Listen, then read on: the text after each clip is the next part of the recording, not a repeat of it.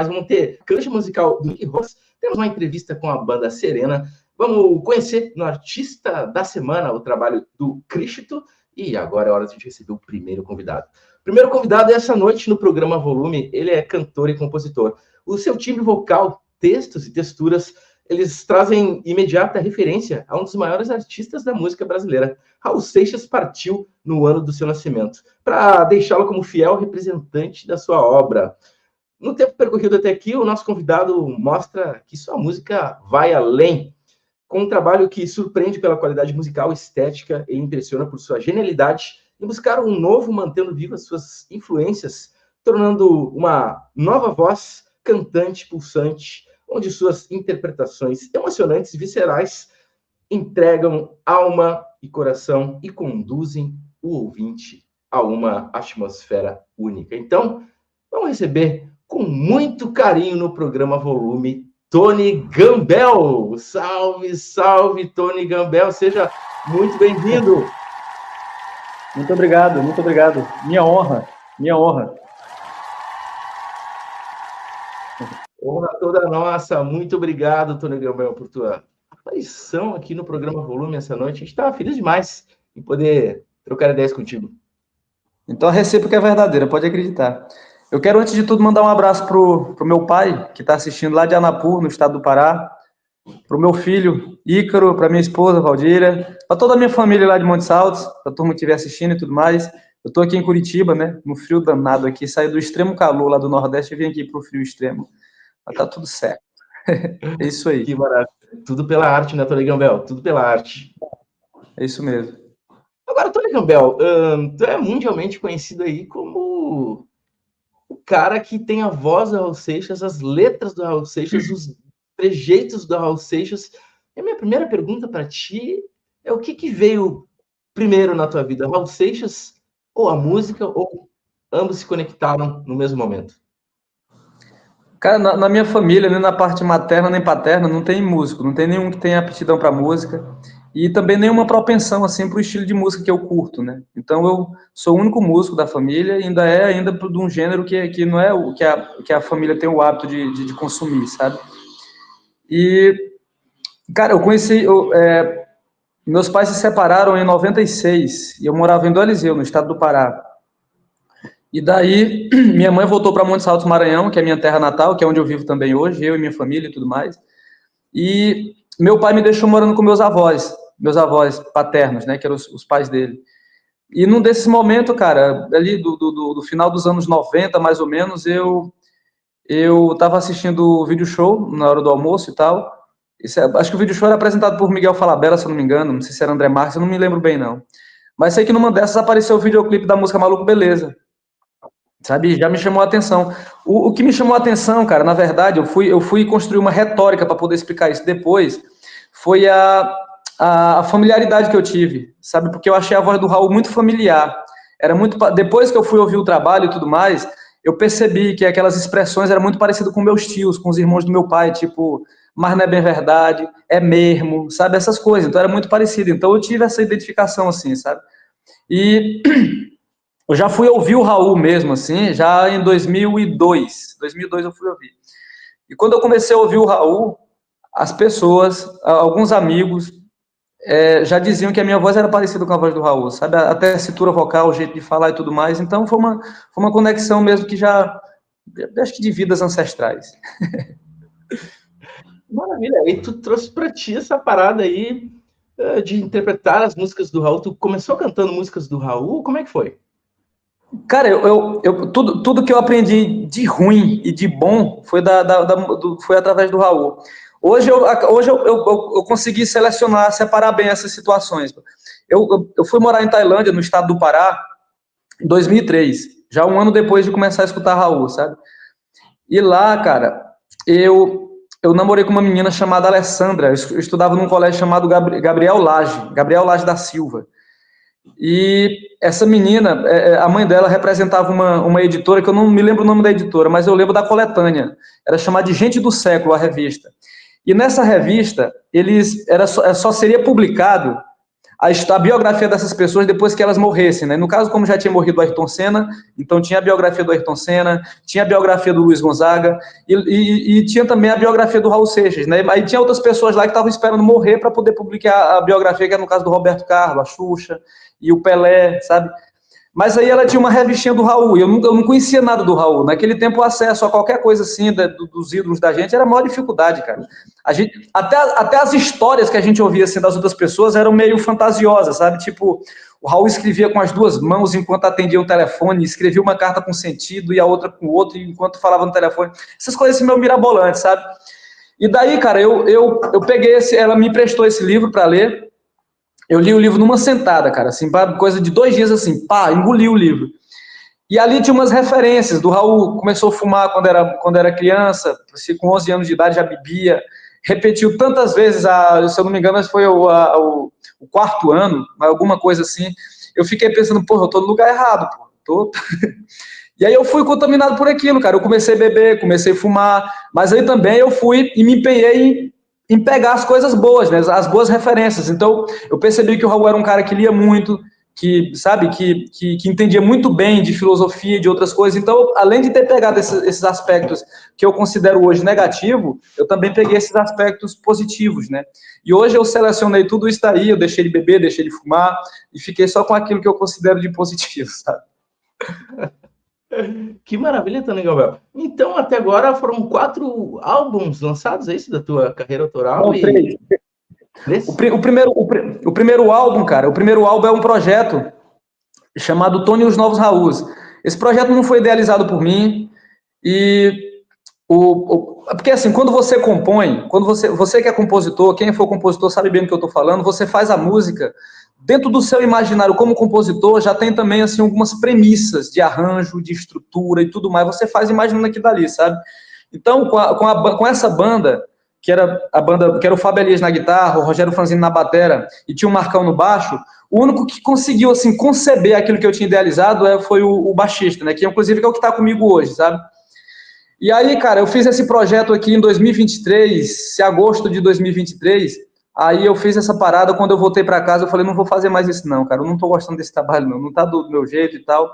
Aí até que eu consegui formar essa formação que eu tô hoje, né, que é uma banda que conseguiu conceber bem, outro produtor, que é o Renato Shimu, e a coisa tá maravilhosa, cara. Então, eu considero, assim, álbuns realmente, assim, que estão com a minha cara, com a minha proposta e tudo mais, são esses 3 álbuns, sabe? Que o último que foi lançado agora foi o Arte da Guerra. E não era nem para ser lançado agora, cara. Esse álbum foi lançado por conta daquela miséria lá do João Rock. Não sei se tu ficou sabendo daquela putaria que teve lá. Não fiquei sabendo, cara. Conta pra nós aí. O João Rock, cara, sabe o festival lá que acontece lá em Ribeirão Preto e tal? Pois é, abriu aí um edital para as bandas se inscreverem, sabe? Banda que tivesse propostas autorais e tal. E aí eu fui e me inscrevi, né? Aí depois de passar por essa parte da curadoria, as bandas iam para votação pública. Você acessava o site, né? E o Brasil todo podia votar, ou aliás, o mundo todo que quisesse votar podia votar. E daí as 20 bandas mais votadas seriam selecionadas 3 para participar de mais 2 seletivas, mais 2 eliminatórias, até chegar ao ponto de tocar no festival, sabe? Beleza. E daí, cara, eu acho que devia ter umas 300 bandas, cara, lá mais ou menos. Cara, eu fui o artista mais votado, cara, de todas, assim, de diferença de 400 votos de vantagem, assim, pro segundo colocado, sabe? Mas aí, por uma decisão que você sabe bem como é essas coisas, decidiram escolher uma das outras bandas lá e colocaram. Inclusive, o critério que foi usado para... Bom, você que está ouvindo, eu não vou nem emitir opinião aqui, não. Eu vou só enfatizar aquilo que foi proposto por eles. O critério de análise era criatividade, originalidade, desenvoltura e técnica. Porra, então você pode ir lá, você pode pegar o meu trabalho e ver as 3 bandas que foram selecionadas e analisa por esses 3 critérios aí, esses 4 critérios aí você me diz se a decisão foi subjetiva, foi do Estado Maior, o que foi? Cara, coisas da vida, né, Tony? Mas agora tu tem um audiovisual para ser gravado em agosto, agora é isso? Como é que tá a expectativa aí para... Pois é, cara, essa é uma parte importante, assim, da minha história, que é um salto, assim, que eu vou acabar dando. Primeiro, o salto foi a série, né? Aí, quando a série foi lançada agora foi lançada agora no dia 26, de junho. Então já começou assim a dar um up nas minhas redes sociais, nas minhas plataformas e tudo mais, sabe? E daí, cara, o Brasil todo praticamente... Só para a galera entender, tu faz a voz do Raul na série, é isso, né? A série sobre o Raul Seixas. Isso. A voz do Raul. Uhum. Vou até contextualizar isso daí. À vontade. É porque assim, cara, teve vários exemplos. Aí tem exemplo, por exemplo, dessa série do Ney Matogrosso, a série do Luiz Gonzaga, e tem outras séries que vários artistas fazem as vozes lá e tal, sabe? E esses artistas, eles nunca se tornaram assim uma sensação nacional por conta desses feitos, sabe? Então, na minha cabeça, seria a mesma coisa, ou seja, a série foi lançada dia 26, eu acreditando que demoraria pelo menos uns 3 meses para eu poder massificar, criar publicidade, fazer toda uma arte, todo um projeto em cima do meu feito, daquilo dali, para poder ter algum destaque, sabe? Cara, mas a coisa foi realmente surpreendente, bicho. A série foi lançada no dia 26, eu fui tocar no dia 28 e no dia 29. E, cara, a quantidade de pessoas que foram para me assistir, por conta da voz da série, ou seja, eu não sou nenhuma pessoa que estou em evidência, assim, é só a voz, sabe, que tá lá. 11 músicas e canto só os textos e tal. E por conta disso, cara, que as pessoas tomaram conhecimento de que sou eu o dono da voz do Raul, começou a aparecer muitas pessoas do Brasil todo perguntando sobre a agenda de show e tudo mais. Aí eu retornei para Curitiba de novo. Aí eu tô fazendo um pacto aí com um produtor que é o Laércio, né? A gente está com um pensamento bem alinhado. E dentro dessa proposta, para poder pegar show pelo Brasil, a gente tem que começar com a gravação desse DVD, sabe? Que não vai ser só a gravação de um DVD, mas vai ser também o início de turnê, que a gente vai começar aqui pelo Sul. Já está tudo montado. Então a gente vai fazer o lançamento do DVD, a gravação do DVD no dia 29 de agosto, e as turnês aqui pelo Sul já começam já no início de setembro, sabe? Até a gente chegar ali no Sudeste, vai indo aos poucos e tal, no Nordeste, até eu chegar em casa. Que maravilha. Agora, e o repertório, cara, desse audiovisual? São um compilado dos seus trabalhos? Vai ter novidade? Alguma releitura do Raul? Como é que tá? Cara, o trabalho, por conta desse momento todo, o momento da série, tem que ser um trabalho todo, não é todo voltado para o Raul, é voltado para o Raul. Porque a outra coisa também que vem acontecendo é que o meu trabalho autoral, não é que ele está associado ao Raul, mas ele está sendo compreendido como uma espécie de continuidade do Raul, sabe? As músicas estão bem popularizadas. A gente começou a fazer show aqui, nós começamos a fazer show aqui, cara, que a gente tocava uma música, era só Raulzitando. Aí depois, toca o Astro. Aí começamos a colocar. Daqui a pouco, toca Você Vai Lembrar de Mim, toca O Caminho Que Eu Quero, não sei o que, as pessoas começaram a pedir, sabe? Então, por conta dessa manifestação popular, tem uma porrada de música autoral e tem uma porrada também do Raul, sabe? Então o trabalho ele tá seguindo essa proporção aí. Que maravilha. Tem de uma certa forma essa comparação com Raul não chega a te incomodar, assim, tipo, levar essa chancela, assim, a nova voz do Raul Seixas, tranquilo pra ti? Rapaz, eu sou muito grato por isso, cara. Grato pra caralho, tu não faz ideia. Porra, bicho, eu tô sendo comparado aí com o pai do rock brasileiro, cara. O cara que eu mais admiro, o cara que foi meu professor, bicho, sabe? Tudo que eu aprendi a cantar e tudo mais, assim, desse jeito orgânico mesmo, aprendi com o Raul. Eu ficava escutando o Raul, bicho, e ficava imaginando como é que ele tava se contorcendo para poder fazer a técnica, a voz de cabeça, o drive e tudo mais, sabe? Tudo que eu aprendi foi com o Raul, bicho. Tudo como eu te falei, as coisas negativas também que eu consegui na vida, que foram muito boas para poder me ensinar, e até que chegar nessa situação hoje, que eu tô com uma coisa mais consolidada, mais maduro e tudo mais, foi o Raul, bicho. Foi o Raul que me deu, sabe? Eu sou extremamente grato. E também, olha só, o próprio público do Raul, o público Raul Seixista, é quem tá me dando essa chancela, cara, porque eles também estão compreendendo o meu trabalho autoral, sabe?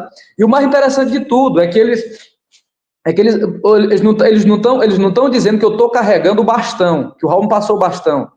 Eles estão entendendo que eu estou dando continuidade a um legado que o Raul deixou. É diferente. Eles já estão conseguindo compreender que existe o Tony Gambel, sabe? Então, que eu não estou caracterizado, nem nada disso, nunca me exigiram nada disso, né? Porque são essas pessoas Raul Seixistas que teriam a autoridade de me exigir qualquer coisa nesse âmbito, né?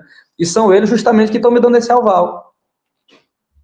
Que maravilha, é surfar essa onda boa, então. E assim, ó, Tony, falando em Raul, o que mais te emociona na obra do Raul? Tu deve ter ouvido muito Raul, né? Bebeu muito. O que mais te emociona, assim, na obra dele, na história de vida? Quais os aprendizados que tu trouxe, assim, para esse teu momento? Cara, é muita coisa, assim, é muito difícil de responder, assim, de um modo objetivo, sabe? Porque mas eu posso fazer uma descrição aqui, pelo menos de um aspecto, sabe, assim. Quando você escuta Gilberto Gil, ou Caetano Veloso, ou Chico Buarque, você reconhece que eles são artistas de elite. Dificilmente você vai ver um cara entrando num boteco, pedir uma dose de pinga e pedir para tocar Gilberto Gil, coisa desse tipo. Então, são artistas que tem um nicho, sabe? E essa mesmo cara que entra no barzinho que pede uma cachaça, é bem provável que ele peça Amado Batista. Onde toca Gilberto Gil, onde toca Chico Buarque, você não vê tocando Amado Batista, não. Então, são artistas que existe o seu nicho, que tem o seu público. E o Raul, cara, é o único artista brasileiro que está em todos esses nichos, que ocupa todos esses espaços e ao mesmo tempo não pertence a ninguém. E isso mesmo, ele conseguiu atravessar isso na própria geração dele. Nessa atualidade, ele não pertence, ao mesmo tempo ocupando todos esses espaços. E na época dele, que ele foi produtor, que ele foi cantor, que ele foi tudo isso, ele atravessou todas essas gerações, a Tropicália, sabe, essa parte mais do brega, atravessou tudo isso, participou de todas elas e, no entanto, não pertenceu nenhuma. Um cara muito fora do comum, bicho, isso daí. Fora do comum. E o outro aspecto, assim, do Raul, que eu faço questão de enfatizar, é que o Raul é tido como o pai do rock brasileiro, né? Eu acho até que tem uns caras aí que ficam falando que é exagero, não sei o quê, aquela coisa toda. Eu acho que isso é muito mal compreendido também. O Raul, ele gostava de falar que em 1957, às vezes em 59, ele falava essas duas datas, que o rock morreu ali, sabe? Eu fui compreender na fala dele que ele falava que até ali o rock tinha uma linguagem universal. O rock da Holanda era o mesmo que se tocava na Inglaterra, que tocava em todo lugar do mundo, era aquele rock, era uma linguagem universal. A partir dali, o rock passou a ter uma linguagem setorizada, passou a ter o rock inglês, passou a ter o rock americano, passou a ter o rock holandês, e naturalmente tem o rock brasileiro. Aí você escuta a obra do Raul, você, pô, mas o Raul não tem nada de rock genuíno. O que você vai ter de rock genuíno lá? Rock das Aranhas, Não Pare na Pista, Rock do Diabo, que na verdade não foi nem tanto sucesso comparado com Guita, comparado com Medo da Chuva, comparado com outras coisas que não tem nada de rock. Mas é porque, se você for analisar bem, o rock brasileiro que foi inserido pelo Raul é literário, cara. É literário. Tanto que o rock mais autêntico do Brasil, ele só tem letra, não tem melodia, chama-se Ouro de Tolo. O primeiro rock mais foda do Brasil, cara. Sabe? Que, inclusive, na época que foi gravado, já era fora dos padrões, sabe? Nenhum produtor acreditava naquela porra ali, que é só letra, não tem melodia nem nada, que ainda bem que vai escutar uma porra dessa. E aí conseguiu inovar e foi se inserido no mercado a cultura brasileira do rock, que é letra, pô.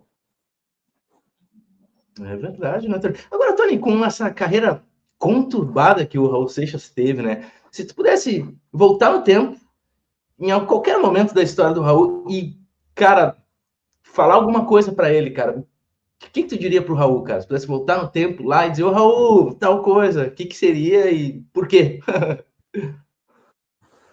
Cara, eu não falaria nada não, bicho. Não falaria nada não. Não teria. Inclusive, inclusive, eu tenho muitos ídolos, sabe? Muitos ídolos. Só que eu não tenho vontade de conhecer essas pessoas, porque eu não saberia nem o que conversar, sabe? Porque eu sou muito mais preso na obra dele do que na vida pessoal deles. E quando se trata, por exemplo, dessa vida desregrada que o Raul teve, eu compreendo perfeitamente, cara. Eu sou um cara que penso muito, que eu tenho uma mente muito acelerada, eu compreendo por que o Raul bebia, por que o Raul se matava. É porque você muitas vezes se sente dessituado, parece que você não está na época certa, você está no momento errado, tá tudo fora de lugar. E você começa a beber, você começa a se afundar nessas coisas assim, porque você já está cansado, você quer a morte mesmo, você quer fugir dali, sabe? Então isso é uma coisa que eu compreendo, sabe? E não é uma coisa assim que se resolve com conselho, com qualquer objeção que se faça, não, sabe? Então eu compreendo perfeitamente, cara, perfeitamente.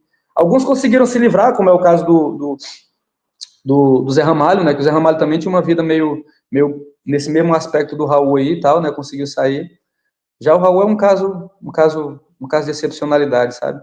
Mas eu acho que o cara fez tudo em pouco tempo, acho que teve de carreira solo, assim, acho que teve 16 anos de carreira para construir esse legado que ele fez. O período que ele ficou na CBS.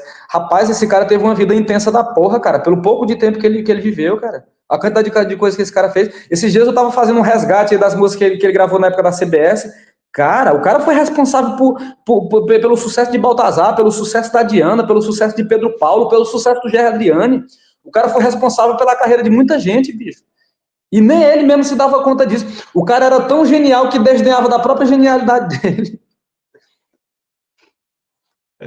É verdade, né, Tony? E que legado que fica, canções atemporais, né, pois cara? É. Inclusive, cara, tem uma outra coisa que eu queria falar aqui, que é interessante, que depois eu fiz um vídeo aí de 5 minutos, mais ou menos, falando a respeito da série.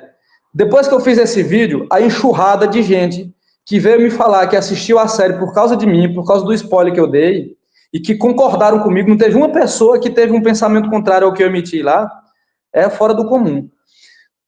Tudo que se fazia sobre o Raul era só mostrando esse lado doidão do Raul, sabe? Um lado... E o problema é que não é um doido revolucionário, é um doido que já está descerebrado, sabe? É um doido que já está mesmo, assim, denegrindo, já está numa fase de estiolar mesmo, assim, sabe? Que esse doido que se mostra, você não consegue ver em que momento da vida dele ele vai ser tratado como gênio. Porque se você pega a obra do Raul, essa obra de estúdio, e compara com tudo isso que vem mostrando aí, por exemplo, essa parada do início, o fim, o meio, aquele documentário, não sei se você chegou a assistir. Rapaz, a quantidade de gente que assistiu aquele documentário que passou a repudiar o Raul, bicho, não é brincadeira, bicho. Coisa de doido. Falei, rapaz, bicho, só mostra isso daí, cara. Aí eu fui ver o Plínio, cara, o irmão dele fala, pô, eu tenho saudade do meu irmão, chorando emocionado, eu tenho saudade do meu irmão, não é desse doidão que mostra aí não, sabe? E aí, cara, quando se falava que ia lançar a série, eu pensava que ia nesse viés aí, sabe? Tanto que eles me deram o roteiro, eu não li o roteiro, sabe? Eu não tomei conhecimento de nada, fiz questão de não olhar, porque eu já tava com esse pressuposto. Mas aí, cara, a série saiu e tá, ó, do caralho. Mostrou aquele lado genial do Raul, sabe? Mostrou a sensibilidade, ele chorando com a perda das mulheres, sabe? Mostrou vários arquétipos meramente humanos do Raul, sabe? E aí, cara, quando eu cheguei em casa, fui em casa logo depois do lançamento da série, o meu moleque, rapaz, escutando Raul de cabo a rabo. Eu falei, que porra, bicho, por causa da série, bicho. E o moleque não escutava o Raul. Eu falei, pô, tá certo, é isso daí mesmo, sabe? Aí tem até uns Raul Seixistas que fala que foi mal feito, não sei o quê. Eu falei, rapaz, presta atenção, porra. O Raul tava quase morto, a série foi e conseguiu inserir ele numa geração que nem tinha conhecimento dele, rapaz. Olha pelo lado positivo da coisa, cara. Que maravilha, né, Tony? Pô, Tony, sem palavras, cara. Que história e que trajetória emblemática tua, irmão. Preciso agradecer muito aqui a tua participação no volume. Deixar aqui teu Instagram novamente, para a galera que quiser acompanhar o teu trabalho. Gambel Tony, novidades muitas por aí. Irmão, sucesso na tua caminhada, sempre luz aí para iluminar, abençoar e proteger todos os teus passos e conta sempre com o programa Volume. Pô, brigadão, cara, minha honra. Eu fico extremamente agradecido. De que cidade você é mesmo? A gente está aqui em Porto Alegre, Rio Grande do Sul, e a gente quer muito que tu venha trazer esse show para cá, cara. Aí aqui pertinho, né? Porra, vou entrar em contato contigo aí, gente, pra gente ver umas casas de shows aí, eu passar teu contato pro produtor, a gente articula isso daí. Porque essa turnê de início que a gente vai fazer aqui pelo Sul mesmo. Conta comigo, e eu tenho certeza que a galera aqui no Sul é fã de Raul e vai todo mundo ficar enlouquecido quando eu tô aparecendo por aqui. Pode ter certeza disso. Eu sei, tem uma turma aqui que curte meu trabalho, já converso com uma turma daí, já, pode. Que maravilha. Tony Gambel, beijo no coração, valeu, meu querido, muito obrigado aí, uma boa noite, muito sucesso para ti, valeu demais. Que maravilha, galera, Tony Gambel aí, né, o novo Raul Seixas, não vamos dizer o novo Raul Seixas, mas o cara que está dando continuidade à obra do Raul com o maior carinho, o maior coração do mundo.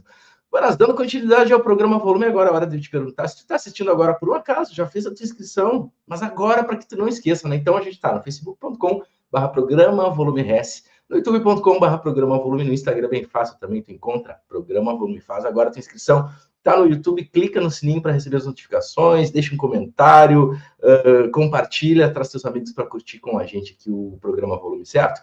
Então, galera, dando continuidade aqui ao programa Volume, agora é hora do artista da semana. Com ele, o meu fiel escudeiro diretamente do Rio de Janeiro, Caio Gabriel.